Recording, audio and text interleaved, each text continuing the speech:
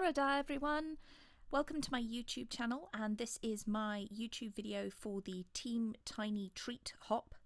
And whenever I think of treats, I think of gift cards. So I'm going to be using the Honeybee Stamps coffee cup gift card holder. I'm showing you the Pretty Pink Posh Happy Halloween die, but I don't actually use it. So I will be using the Pretty Pink Posh Halloween circles, the treat one with all of the candies on, and the coordinating die, because the circular die that comes with the coffee cup holder is too small. I'm also going to be using the Halloween wreath for the trick or treat sentiment and the loose treats and candies and things, the stamp, and also using the Halloween treats stencil.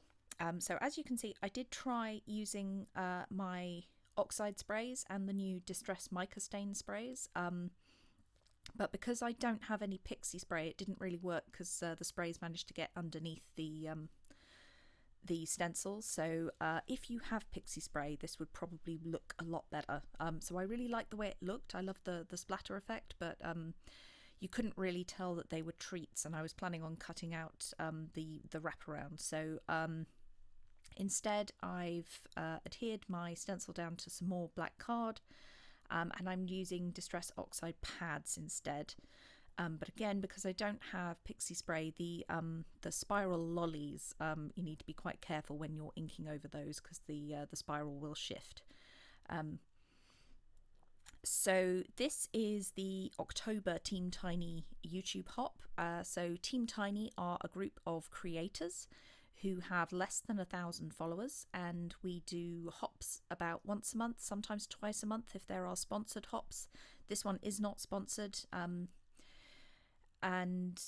So we create content, and because we have less than 1,000 followers, there are no ads in our YouTube videos. So you know, you get to enjoy all of this really exciting content with no ads popping up in the middle. So just going back to the card, I've finished sponging on my Distress Oxide in Twisted Citron, and I've just tried spraying over the top of the stencil with the Bubbling Cauldron mica stain spray, and it works a lot better with using the oxide pad and then the spray just a little bit. So I'm really happy with the way that this turned out. It looks, you know, you can tell that they are sweets. With the sprays, it wasn't quite so clear, so I'm really happy with the way that this has turned out. Just dried it with my heat tool and with a bit of kitchen roll. So I've used the Honeybee dies to cut out the base for the coffee cup gift card holder. And I'm just using the circular stamp from the Halloween circles by Pretty Pink Posh to stamp out the circle with the sweets on. So because I'm going to be making 3 gift card holders today, I'm going to be making one with a purple, one with a green, and one with an orange kind of theme. So heading with the 3 most obvious Halloween colours. I'm making 3 separate ones, and so I'm just doing my colouring here with my Spectrum Noir alcohol markers. If you have Copics, then just use whatever alcohol markers you have to hand. So I sparked. I don't know where sparked came from. I stamped with Memento Tuxedo Black ink because that is alcohol marker friendly, and I will also be using Memento Tuxedo Black ink throughout the whole of this stamping process, just to make sure that the colour of the ink is consistent. You can use Versamark ink for your sentiments if you're not going to be alcohol marker colouring over the top of them. However, because it's a pigment ink, it takes longer to dry, and it's much more intense black than the Memento, so you know, kind of, you can definitely tell the difference between the 2 inks. So I wanted to be consistent, so all of the stamping that you will see on this card is done with Memento Tuxedo Black ink.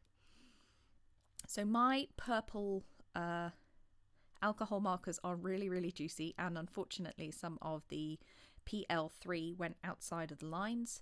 I do try and push it back with some blender pen, but because purple has quite a lot of red in it, and if you've ever accidentally coloured outside of the lines with red, you will know that it's really, really difficult to push back a red once it's gone outside of the lines.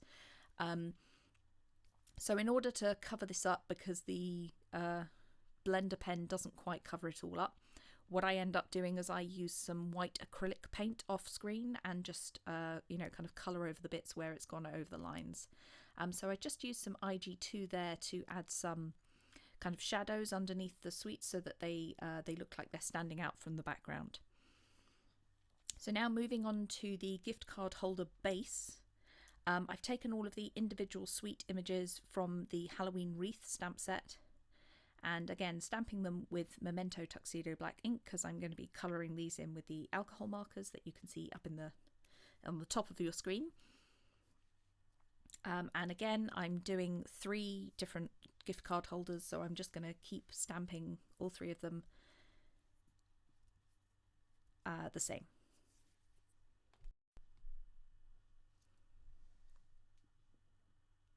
And I'm just stamping the trick or treat sentiment on the, what I suppose is the back of the treat card holder.